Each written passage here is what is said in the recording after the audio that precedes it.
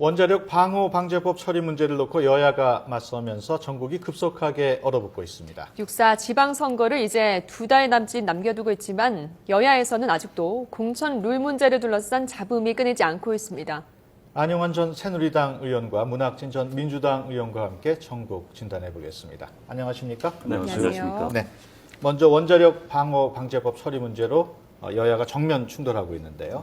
지금 여당인 새누리당은 국격이 달린 문제인데 야당이 발목을 잡고 있다고 그러고 있고, 여당은 민주당인 야당은 새누리당이 가만히 있다가 막판은 너무 호들갑 떠는 게 아니냐 이렇게 얘기하고 있는데, 먼저 안 전 의원은 새누리당 어떻게 보고 계십니까? 글쎄 뭐 민주당 지적대로 막판에 호들갑 떨고 있는 건 맞는 것 같습니다. 사실 네. 이런 정말 중요한 사안이 있었으면 미리미리 야당의 협조를 구해서 통과를 시켰어야 되죠. 사실 또 이 법안 자체가 야당이 반대하는 법안이 아닙니다. 이미 여야 합의가 됐던 법안이거든요. 그렇죠. 그럼 미리미리 준비를 했어야 되는 건데 못했던 것은 새누리당, 특히 원내 지도부가 그건 어느 정도 비판을 감수해야 되는 문제입니다. 그럼 또 그렇다고 해서 이제 와서 이 문제를 또 국회 통과를 안 시켜주는 야당도 또 문제가 큽니다. 사실 이제 야당은 지금 그 방송 관련법, 특히 방송 관련법의 이제 여기서 핵심은 그 민간 방송사, 정확한 타겟가 종편이죠. 방송사의 사업자와 종사자, 즉 사측과 직원 측의 동수의 위원회를 만들자. 쉽게 말해서 사측 마음대로 방송을 못하도록 하는 위원회를 만들자는 게 핵심입니다.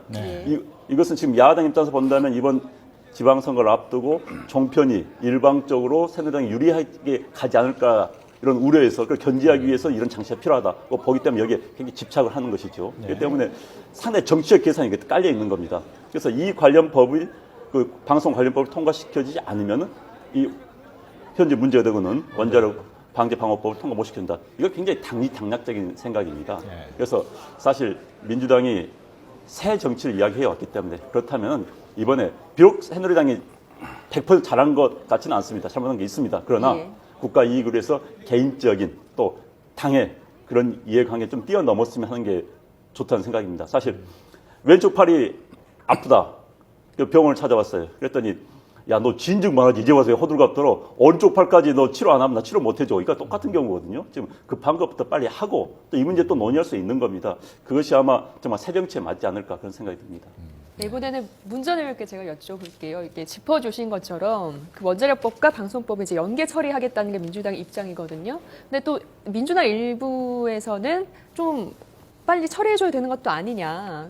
어차피 이견은 없지 않습니까? 그런 입장도 나오고 있는 상황인데 민주당은 어떻게 이거 풀어나가야 할까요? 제가 알기에는 그 상임위, 이 법을 다루는 그 상임위 그 법안심사 소위에서 여야 간의 그 합의를 본 바가 있는 것으로 그렇게 알고 있습니다. 아마 정확한 사실일 겁니다.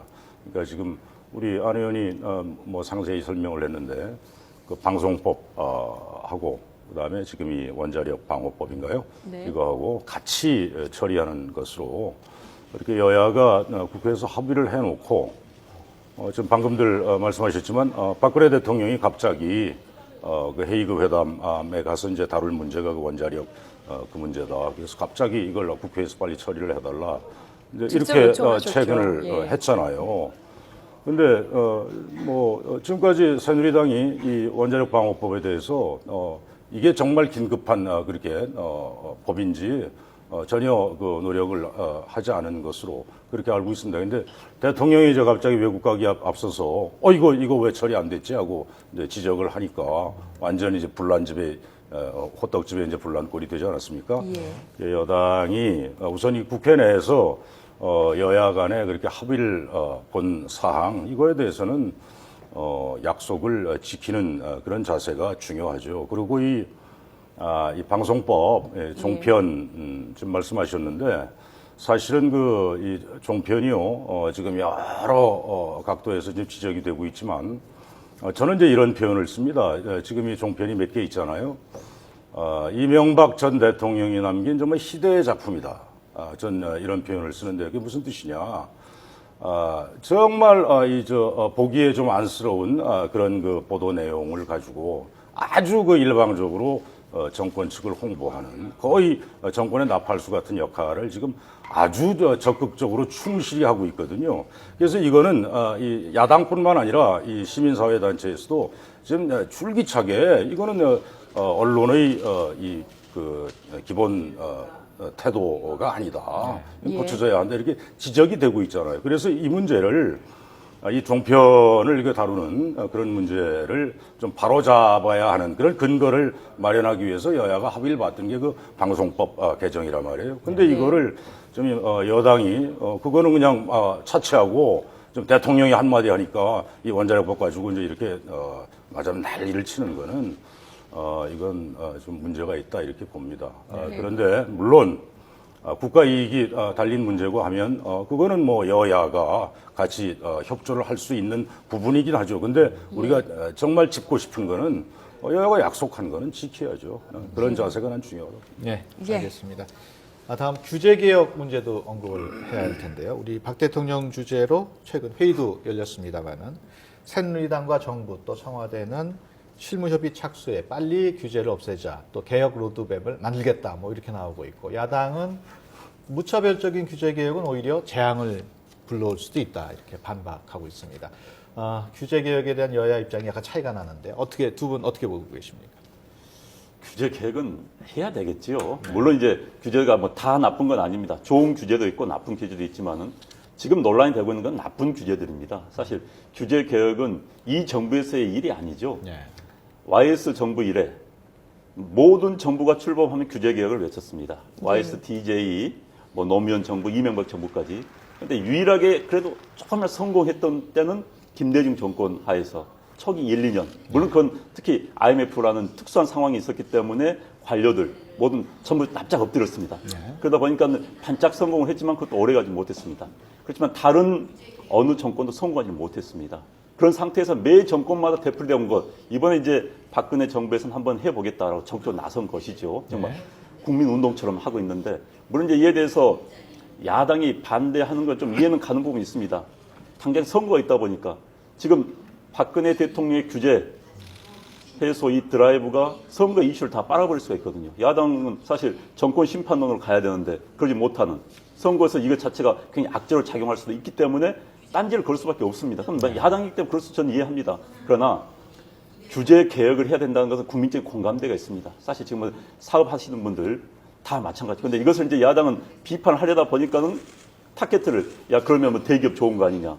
뭐 이런 식으로 공개하는데 물론 대기업이 좋을 수도 있습니다만 그런 것은 이제 걸러내야겠죠. 그렇지만 규제 개혁을 해야 하는 큰 틀은 국민 모두의 사실 일반적인 정서입니다. 특히 사업하시는 분들 지역에서 조그만 가게 하시는 분들도 규제 때문에 굉장히 고민이 많습니다. 특히 이제 공무원들이 그 규제 권한을 잡고 있기 때문에 힘든 경우가 많거든요. 그래서 그건 뭐 일치된 일이니까 야당도 이런 그런 정치적 이해관계보다는 자 규제 개혁 사실 이게 바로 생활 정치입니다.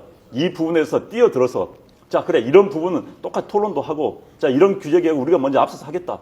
국회 내에서 이런 규제개혁 관련 법안 없애겠다는 거 과감히 하면서 경쟁을 하는 게 낫다고 봅니다. 이것을 선거에 분리하니까는 좀 딴지도 걸어보고 하는 것보다는 정정당당히 정말 민생정치 누가 할 것인가를 한번 경쟁하는 게 더 바람직하다고 생각합니다.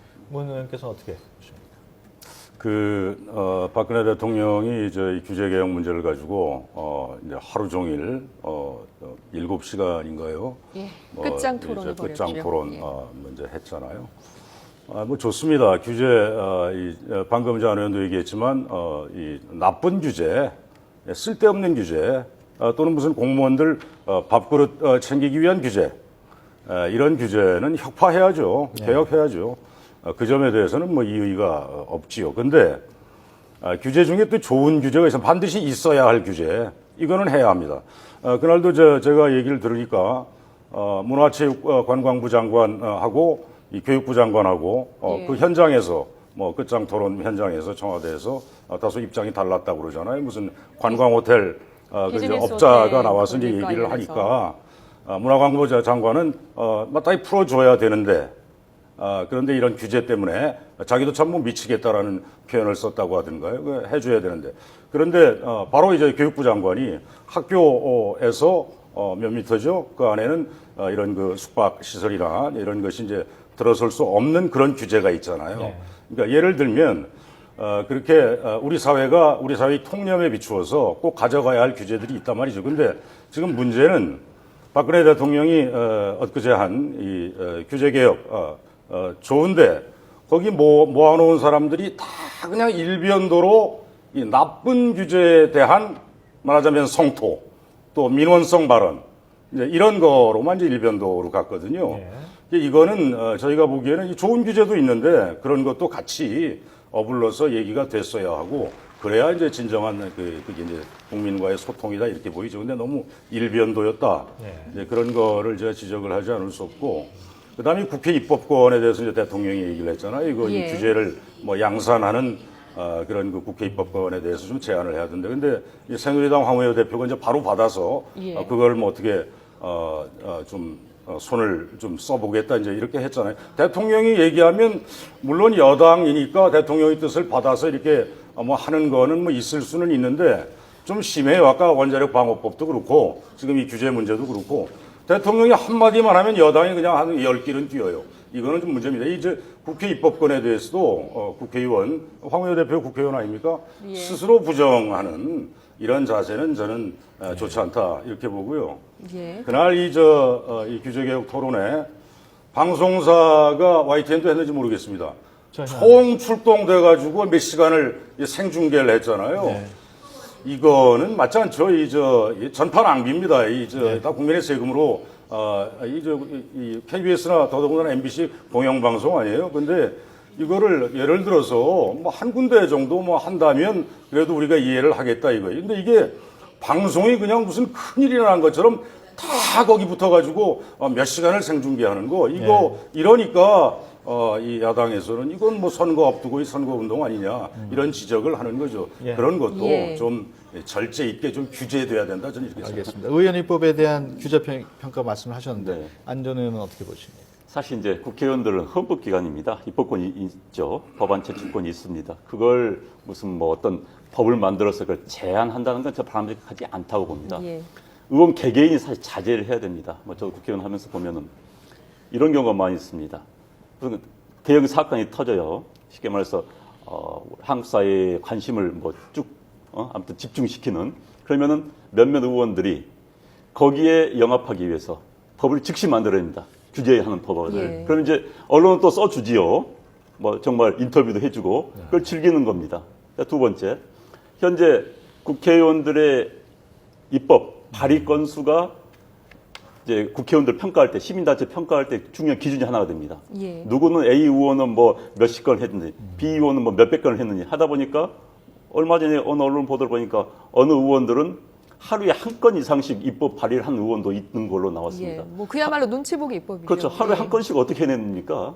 그야말로 건수를 위한 입법, 입법을 위한 입법. 이런 것이 문제가 되는 겁니다. 특히 대형 사건이 터질 때마다 거기에 맞춰서 하면 규제 법안이 될 수밖에 없는 겁니다. 특히 이제 국회 입법 권한은 행정부에서 하는 관련 법안은 행정부 내에 있는 규제위원회를 통과를 받습니다. 거기서 이 법이 타당한 것인가. 근데 국회는 그걸 받지 않거든요. 결국 국회는 양식의 문제입니다. 특히 저는 이게 언론도 이야기를 하고 싶어요. 언론에서 자꾸 우리 방송 리포트 보면요. 맨 마지막에 다 굉장히 사소한 거, 공무원이 어쩔 수가 없는 사안인데도 불구하고 당국은 팔짱만 끼고 있습니다. 공무원들은 팔짱만 끼고 있으면 이런 보도를 합니다. 그러면 결국은 이제 공무원은 그 말 듣는 순간 규제에 들어갈 수밖에 없는 것이죠. 예를 들어서 어느 호수가 있다. 아름다운 호수가 있다. 호수에 누가 그래서 갑자기 불법으로 들어가가지고 못 들어가게 됐는데 물에 빠져서 뭐 사망했다 치자 이거예요. 그러면 이제 그것을 뭐 공무원들이 사전 막지 못했다 이런 비난이 들어오면은 공무원들 뭐 하느냐 아예 벽을 쳐버립니다.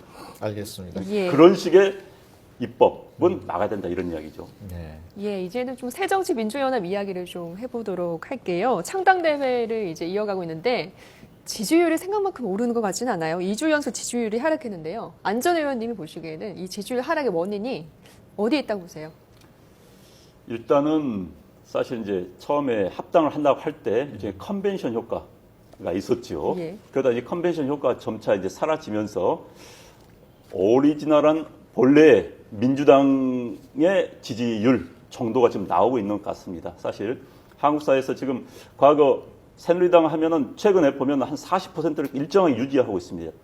그다음에 이제 민주당 한 30% 남짓을 과거 유지하다가 뭐 민주당이 안철수 신당 뜨고 하면서 한 10%대로 곤두박질 쳤는데 과거에 기본적으로 한 30%가 나타나고 있는 것 같습니다. 물론 야권 성향의 지지자들은 여론조사에 응답을 할 때 자기를 표출 안 한 경우도 많습니다. 무응답자 가운데는 상당수가 야권 성향의 지지자가 있습니다. 그렇기 때문에 뭐 40%가 나오고 민주당만 30%가 나왔다 해서 이게 선거 결과가 그렇게 가지는 않습니다. 예.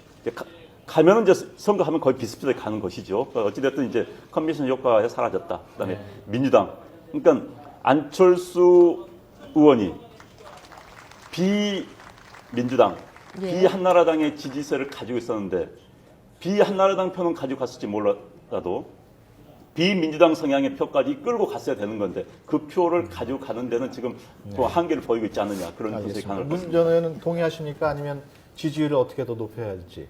네, 이제 저는 지금 그 이제 최근에 6.15 남북 공동선언과 또 14 남북 공동선언이죠. 예. 이거를 이제 신당의 정강 정책에 넣을 것이냐 말 것이냐 그 이제 논란이 다소간 있었잖아요. 근데 이제 안철수 위원장이 원래 이제 그쪽 그 안철수 의원 쪽에서 그 신당의 정강 정책에서 6.15와 14, 5.18 이런 것을 적시하지 말자 이제 이런 안이 이제 있었다고 해서 이게 좀 당내에서 굉장히 좀 논란이 됐지 않습니까? 그냥 안 위원장은 이제 바로 그 부인 자신의 뜻이 아니었고 뭐 실무진의 뭐 착오였다 이렇게 부인을 했는데 이런 것들 이제 이런 것들이 말하자면 이 당의 정강 정책이라는 거는 그 당이 나아갈 바를 국민 앞에 이렇게 이제 표명을 하는 거잖아요. 이게 당의 정체성이죠. 그 부분에서 이제 다소간에 좀 잡음이랄까요? 다소간에 이제 갈등이 노정이 됐죠. 저는 이제 이런 문제를 이렇게 봅니다. 이게 지금까지 쭉 이제 저 같은 민주당을 쭉 해온 사람들과 그다음에 안철수 의원 쪽에서 이제 이번에 이렇게 같이 합치기로 한 이제 그쪽 분들과 이게 이제 다소 좀 이질적인 부분이 없는 건 아니죠. 예. 이제 그게 이제 갑자기 3월 2일 날 김한길 대표하고 안철수 위원장하고 이제 전격적으로 거의 뭐 엔테베 작전하듯이 저도 몰랐으니까 거의 대부분이 몰랐습니다. 통합 선언을 하고 지금 이렇게 신당 이제 다음 주 26일 날인가 이제 창당 대회를 하게 돼 있거든요. 그러니까 이게 그런 갑작스러운 이 통합 과정에서의 다소간의 뭐 갈등 이런 것들은 뭐 있을 수밖에 없다. 저는 이렇게 예. 보고요. 이런 것들이 이제 국민들이 바라보기에는 좀 그게 왜 이렇게 좀 일사불란하게 좀 이렇게 스무드하게 연착륙하지 못하는지 좀 의구심도 느끼게 될 거고 다소간은 또 그런 그 정체성 문제에 대해서 내부에서는 좀 분노하는 층도 있고 이제 이런 것들이 국민들이 보기에 좀 불안하다라든지 이제 예. 그런 느낌을 주지 않았나 네. 저는 이렇게 생각하고요. 좀 이제 시간이 가면서 이런 것들이 좀 봉합이 되고 그다음에 또 이렇게 화학적 결합을 통해서 잘만 만들어지면 문제는 해소될 수 있을 것이다. 뭐 이렇게 봅니다. 알겠습니다. 예. 지금 여야 모두 공천 룰 문제로 진통을 겪고 있는데요. 여당의 경우에 그 여성 우선 공천 지역 문제 그게 지금 논란을 빚고 있습니다. 어떻게 보십니까? 참 안타깝습니다. 특히 이제 그 기본은 이제 기초자치단체장, 시장, 군수, 구청장을 여자를 전력 코치하겠다는 데서 그 지역에 해당 의원들이 안 받겠다는 거 아니겠습니까? 네. 그래서 어떤 측면에서 본다면 여자 후보를 거부하는 상당히 참 불편한 사실들이 지금 네. 드러나고 있는데요. 이 문제는 더 불거지기 전에 새누리당 내에서 정리를 해야 됩니다. 그렇지 않으면 여성 정치인에 대한 모욕입니다. 사실 이것은. 그렇지 않습니까? 여성 정치인이니까 못 받겠다. 뭐 이런 이야기 돼버리니까. 그런데 예. 그 전에 여야 다 마찬가지입니다. 선거 때만 되면은 여성 우대라는 이름 하에 이걸 하거든요. 그래서 그 전에 미리미리 여성 정치인들의 실력을 길러줘야 되는 겁니다. 미리미리. 그래서 그 여성 정치인들이 경쟁력 있게 만들어 놓고 그래서 어느 지역에 가더라도 그 여성 정치인 후보 나오더라도 경쟁력 있다 하고 받을 수 있도록 만들어 줘야 되는 거고요. 네. 또 하나는 여성 정치인들도 스스로 좀 스스로 미리부터 지역에서 뛰어야 됩니다. 예. 예. 참 자기의 경력만 가지고 무슨 단체 장했다는 것만 가지고 선거 때 뭐 낙하산으로 내가 어디 지역 공천을 받아야 이런 생각을 할 게 아니라 미리미리 지역에서 뛰면서 본인 스스로 경제를 길을 줘야 되는 겁니다. 그러면서 천천히 정리해야 될 문제라고 생각합니다. 예. 예. 시간 관계상 일단 여기서 마쳐야 될 것 같습니다. 새누리당 안형주 전 의원과 문학진 전 민주당 의원과 함께 전국 진단해 봤습니다. 오늘 말씀 고맙습니다. 감사합니다. 우리 문 전 의원